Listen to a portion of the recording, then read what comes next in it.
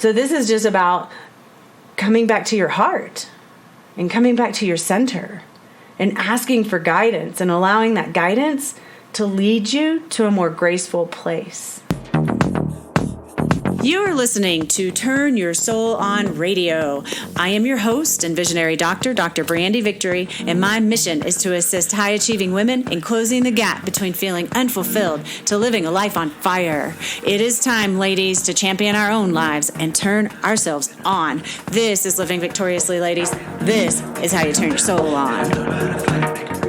Happy New Year, you magical beings. I am so excited it's 2019. Oh my gosh, I'm just so juiced up because I just know that this year is going to be freaking amazing. Last year was freaking amazing, and this year is going to be even more freaking amazing. I can't believe next year will be the year 2020.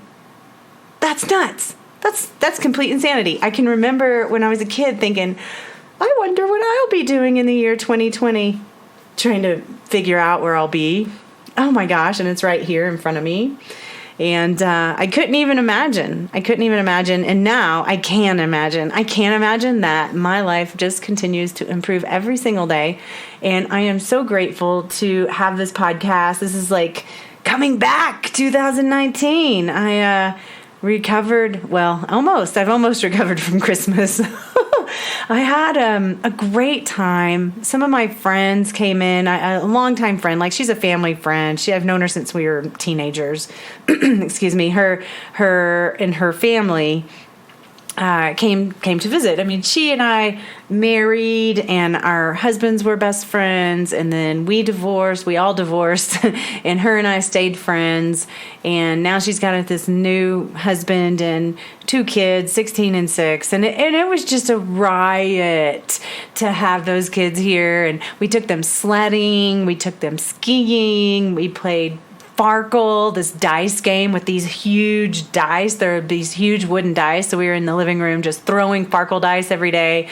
We painted fingernails. I mean, we did it all up. And it was, a lot to do in such a small amount of time. They were actually here for 5 days, so it wasn't a small amount of time, but we did a lot, and on top of that, I actually succumbed to the pizza and the Mexican food and the margaritas and, and I ended up making cookies, I'm so proud to say. And actually those cookies will be in my next email. If you're on my email list, you'll get it. But it's the clean cookie recipe, because I was like, you know what? If I'm going to have a dessert, and I tried to minimize my craziness with food. In the past, it would have been all over the place, just going for it. And I really don't like the way unclean food makes me feel. I just don't like the way it makes me feel. It makes my body hurt. It makes me tired. It makes me irritable.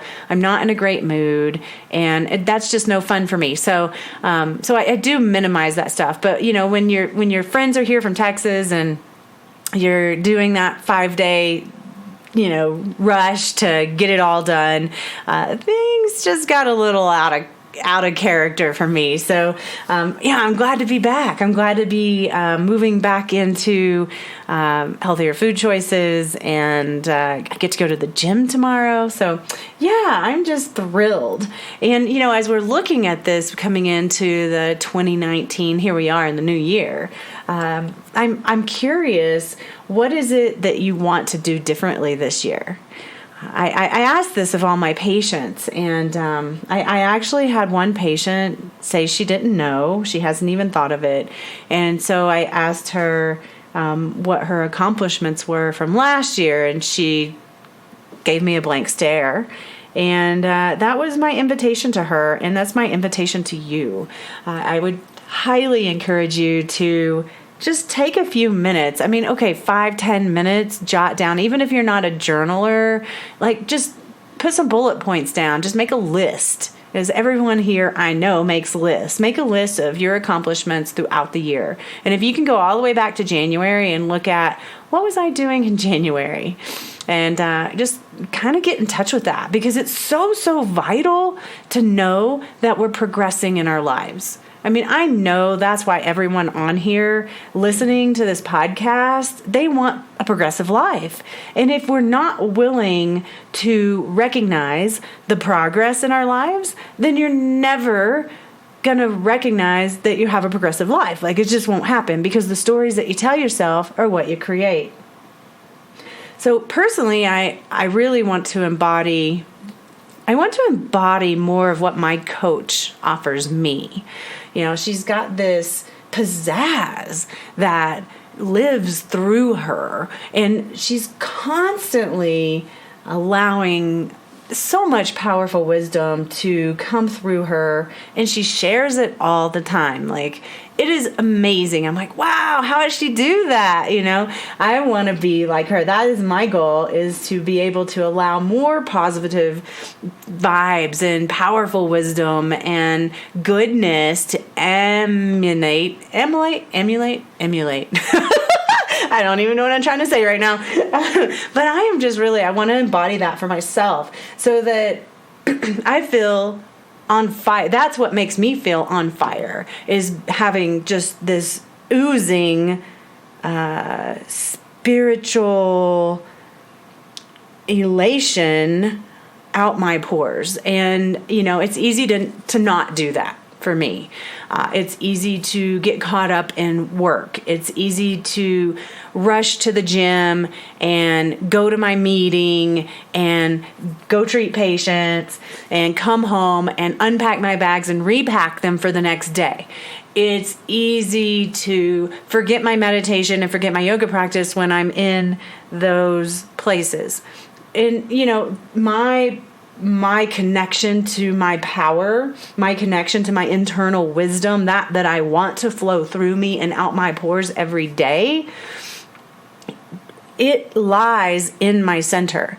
And the only way that is going to ooze out my pores is if I'm willing to go into my center and invite it out.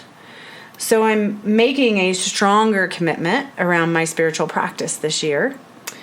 Simply because I'm making a commitment to ooze goodness out my pores. And that's what it's going to take. I came to that in my little meditation a few days ago, that, yeah, I'm going to have to be able to allow myself to receive that information and receive that flow, rather than being just caught up in the hoopla of life.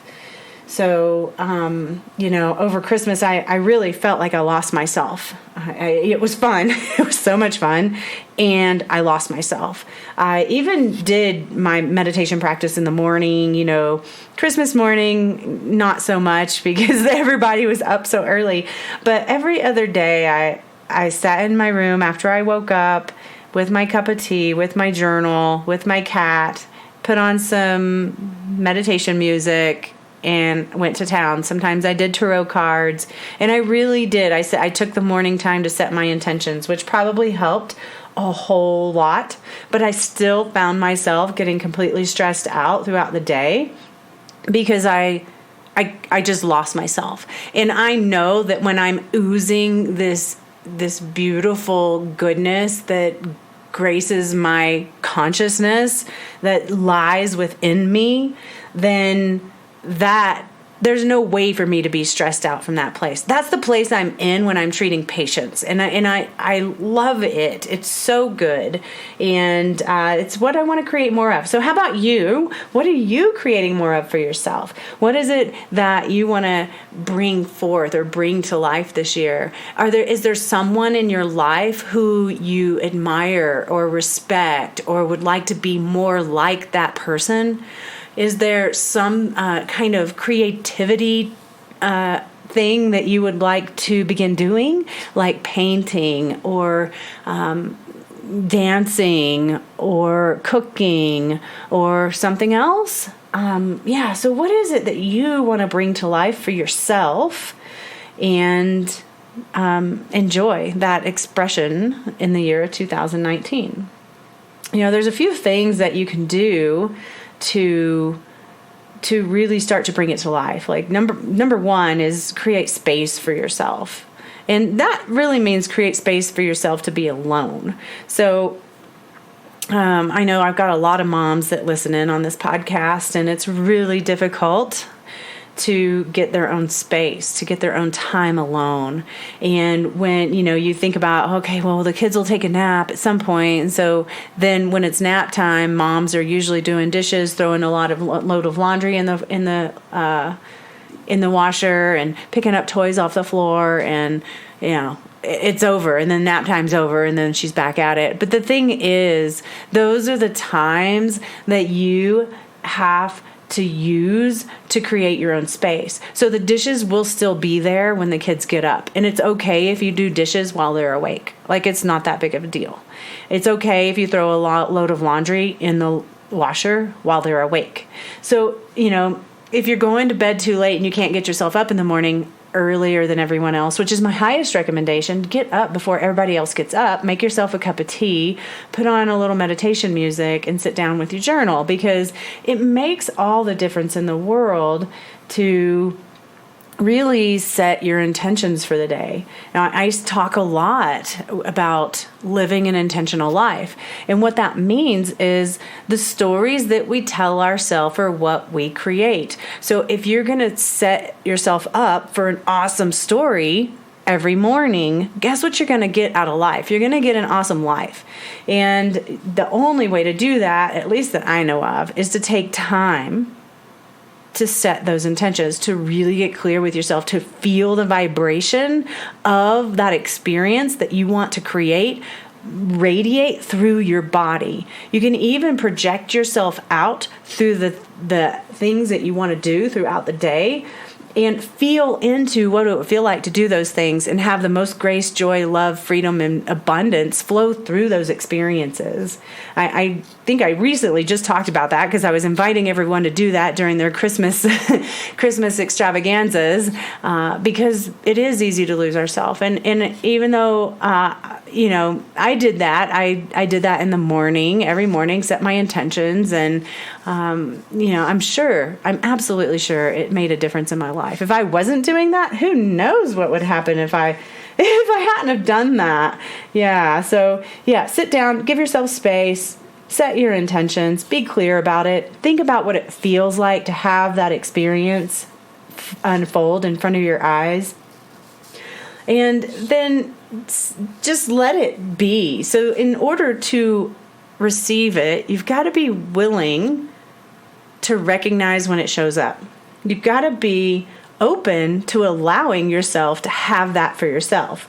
So I know, I'll just kind of go back to my moms. I know there's a lot of moms, and they're taking care of everything. They're taking care of the kids. They're taking care of the laundry. They're taking care of the dishes. They're taking people everywhere they need to go, and all the stuff that they're going to do.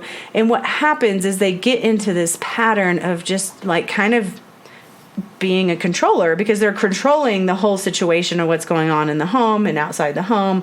And it can lead to some freakishness around control.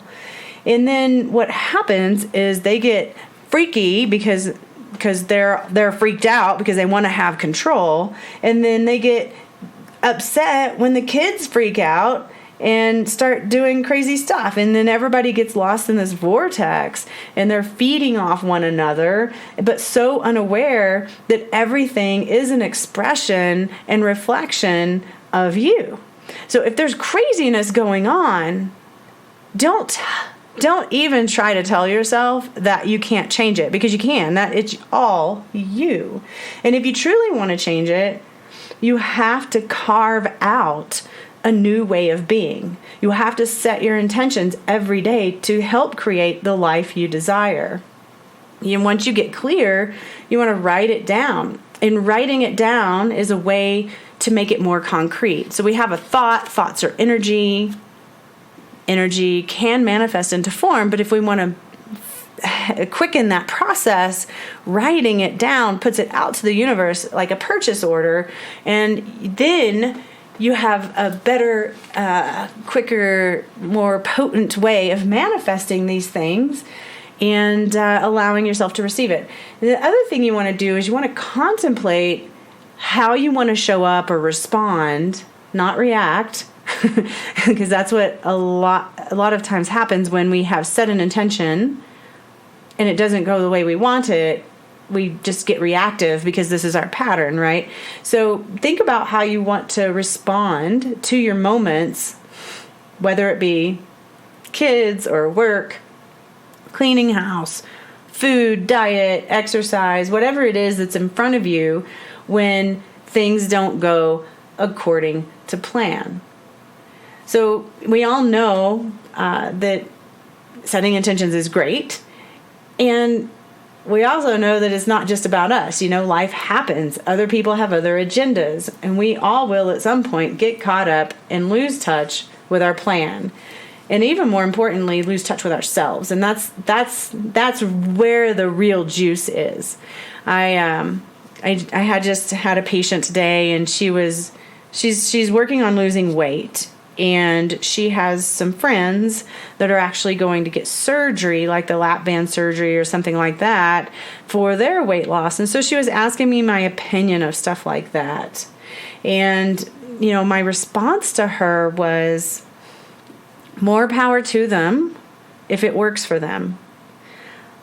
But my experience is that most people that I meet that have had those kinds of surgeries, it doesn't work for, or it fails at some point.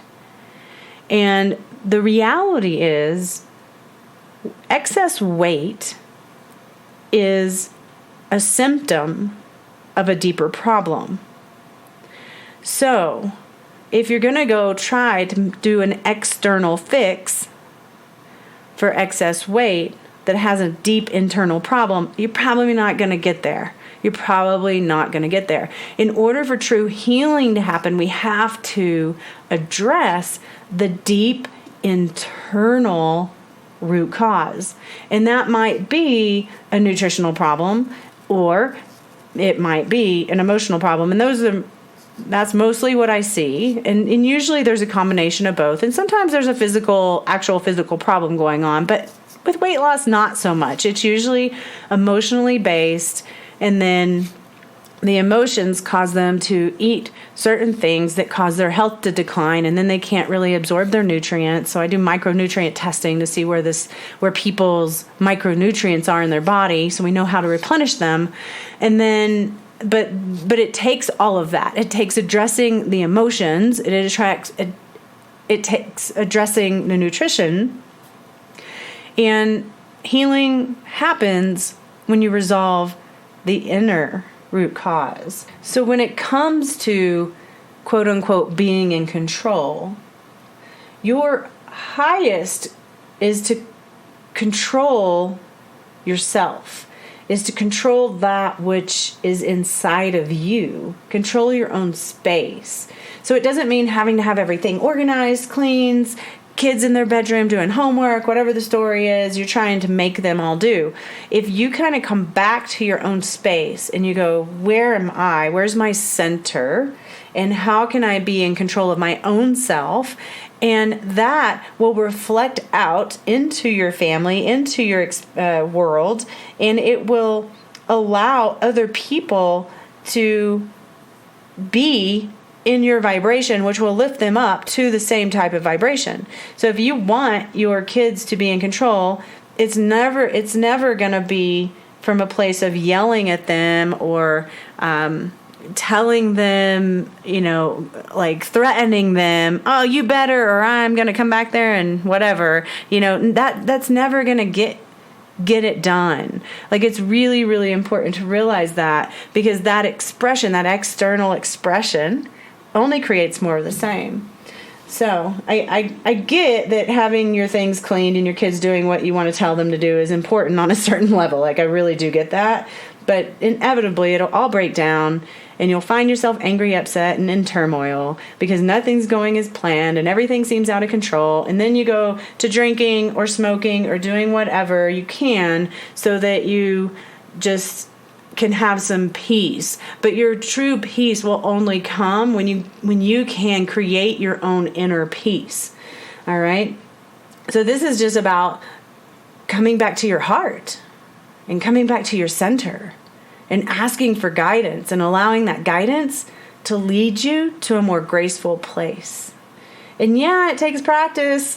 I'm certainly not, I haven't mastered this one yet either, okay? I do my best, I really do, and every day gets better and better. And I strive to live a graceful life. And I recover much faster than I ever have in the past. So when I do get knocked off my horse, I can pretty much get right back on it. When I was in the throes of bipolar manic depression, I'm telling you, I would lock myself away in the house for days. All right, I might be in there 3 or 4 days. I wouldn't answer my phone.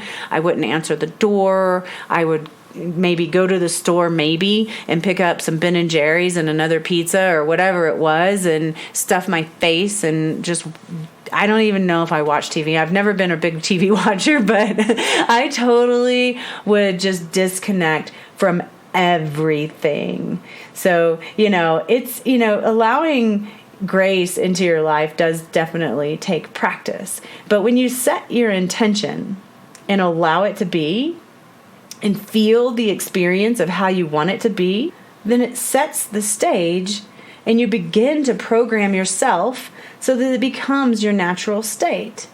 Getting knocked down happens, okay? But it happens less and less as you practice these things. And your recovery happens quicker every day because that's your intention. I was talking to a patient earlier today, and the primary thing that comes up with most people is judgment around their actions if they feel like they've not stayed, quote unquote, on course. And I so know that experience, and especially coming from a background of having an eating disorder and obsessive compulsive disorder of food and bulimia and all the stuff. So I really, really get it. So we talked about how a baby, when they're trying to learn how to walk, they get up on their feet and they fall down. And then they get back up on their feet and they fall down again. And maybe they take a step or two and then they fall down again. And the falling down is so necessary for them to learn how to gain balance on their feet. Like, falling down is part of the process. And when we can actually realize that, we don't have to continue to give up on ourselves, because that's usually what happens at some point is we give up and then we go on a binge and then we feel bad about it and we continue to binge and then sometimes have to cry our way out of that. And finally we'll have the courage to get control again, and we start logging our food and counting our macros and all the stuff that's very constrictive around the flow in our life. And then all this judgment wells up when we fall off again, and then we feel like we're a failure. And honestly, it doesn't have to be that way. It doesn't matter what you're trying to do. If you make a choice to, let's just say you're trying to lose weight and you've decided to eat, 30% carbohydrates and that's all, and you eat 50 or more, that was your choice. It was your total conscious choice to eat that food. And so if you're going to eat that food consciously, don't get caught up in the victimization of the experience. You can create yourself to be a victim, but you don't really have any right to do that when you make a conscious choice to step outside of the paradigm or box that you've been in. And just because you step outside of it doesn't mean anything about you. It doesn't mean you're bad. It doesn't mean you're good. It doesn't mean people love you or hate you. It doesn't mean anything other than whatever you decide to assign to it. So just let that go and just know that getting knocked down is part of the process. So you're going to get knocked down, all right? But regardless, it's time that you just stand up for yourself. So that may mean going to bed earlier. That may mean getting up earlier before everyone else. That may mean taking time to do your spiritual practice, your meditation, your breath work, your exercise while the kids are asleep. That may mean not buying sugary crap foods and having them at home. And this is really just about creating boundaries for yourself and for others. And if somebody is, giving you a hard time about that, you do it anyway, because this is really about you and you standing up for yourself and you standing up for family and the people that you serve. Because when you do that, people will start to see that you're serious, and then they have a better opportunity in their lives to create some more grace as well. You'll be a better parent. You'll be a better lover. You'll be a better boss. You'll be a better teacher. You'll be a better whatever it is that you're doing in your day-to-day. The other thing that you can do that I feel is so vital is make it a practice to enjoy what's happening right in front of you. So for me, one of my favorite things is to sit down on the floor and work when I'm working from home, and have my cat come curl up beside me. And then at some point, inevitably, she starts to clean herself. And the vibration of her little body moving, and the way her tongue sounds moving across her fur, and the way her toes spread, and the little pink paws underneath. I mean, all of it is just so wonderful to me. I love it so much. Or like in the mornings, I go out to get firewood. Sometimes, usually Roger does it, but I do it sometimes. And like I went out this morning, and I opened the garage because I have to walk around the front of the cars to get over to the wood. And it had snowed yesterday, so it was beautiful. It was still dark outside. It was probably like 5:15 or something, and the snow was still glistening. And I looked up, and the sky was so clear. There were so many stars, and it was stars just galore with this sparkly snow on the ground. So beautiful, so beautiful. Yeah, so it's just drinking that kind of thing in.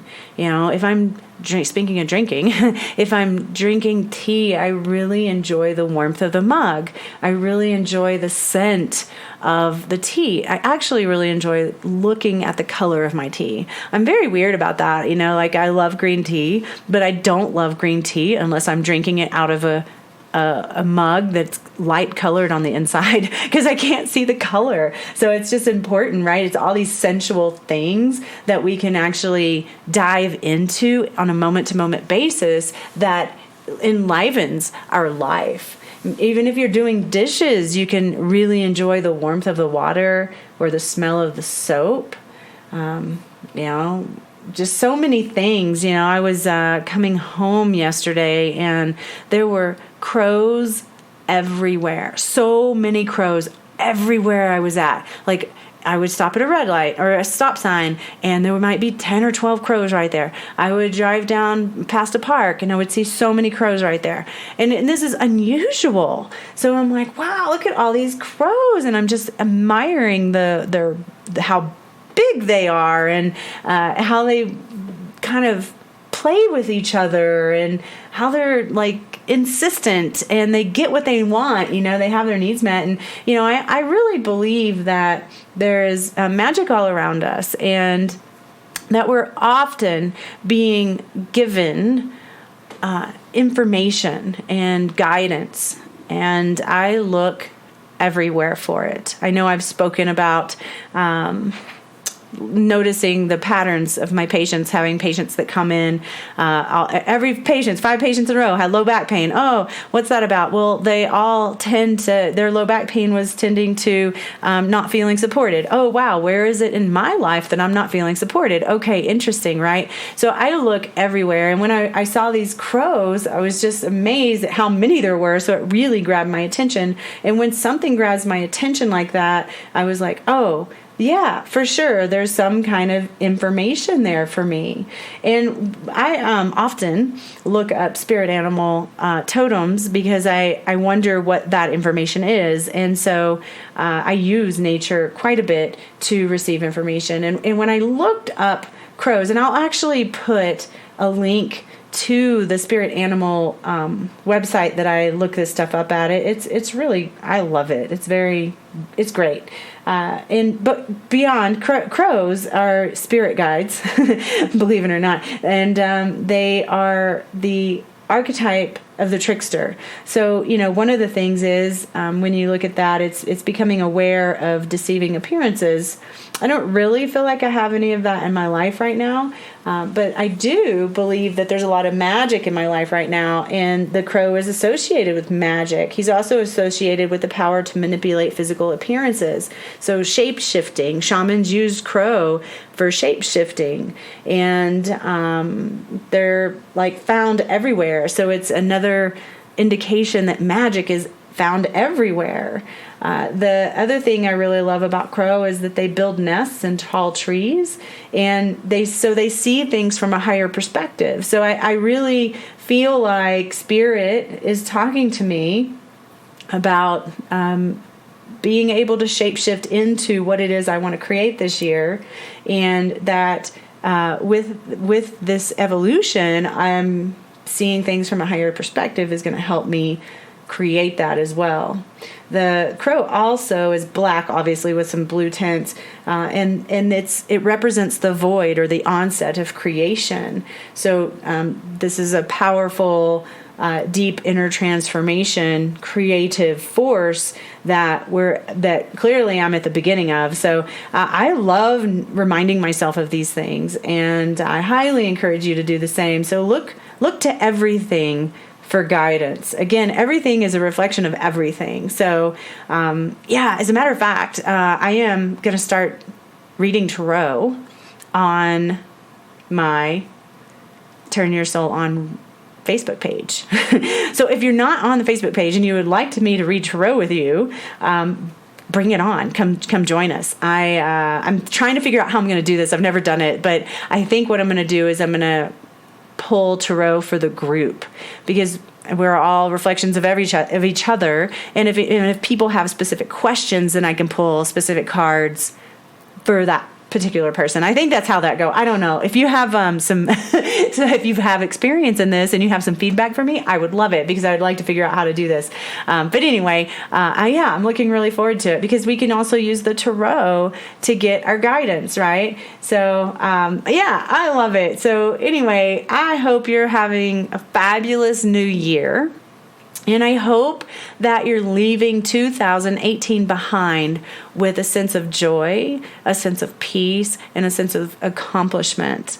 I heard way too many people saying, "Oh, I'm so glad 2018's over. Bring on 2019."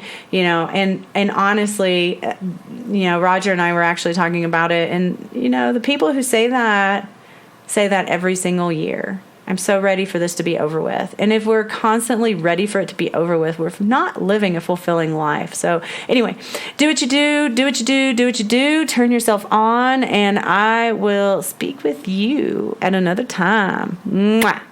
Thank you for tuning in to another awesome episode of Turn Your Soul On Radio. If you're enjoying the show and it's making a difference in your life, I'd be super grateful if you'd head on over to iTunes and leave a heartfelt review, which tremendously helps the growth of the show. Feel free to leave any suggestions or questions in your review, or you can shoot us an email at admin@drbrandyvictory.com. I also would like to invite you to become a deeper part of the Turn Your Soul On Radio community, which you can do by joining our private Facebook group, Turn Your Soul On. I'll leave a link in the show notes for you. Thank you so much for being here today, and I'll talk to you next time. Have a fantastic day. This podcast is for information purposes only. Dr. Brandy Victory is not a medical doctor, and the views and statements expressed on this podcast are not medical advice. This podcast, including Dr. Brandy Victory and the producers, disclaim responsibility from any possible adverse effects from the use of information contained herein. Opinions of guests are their own, and this podcast does not endorse or accept responsibility for statements made by guests. This podcast does not make any representations or warranties about guest qualifications or credibility. This podcast may contain paid endorsements and advertisements for products or services. Individuals on this podcast may have a direct or indirect financial interest in products or services referred to herein. If you think you have a medical problem, consult a licensed physician.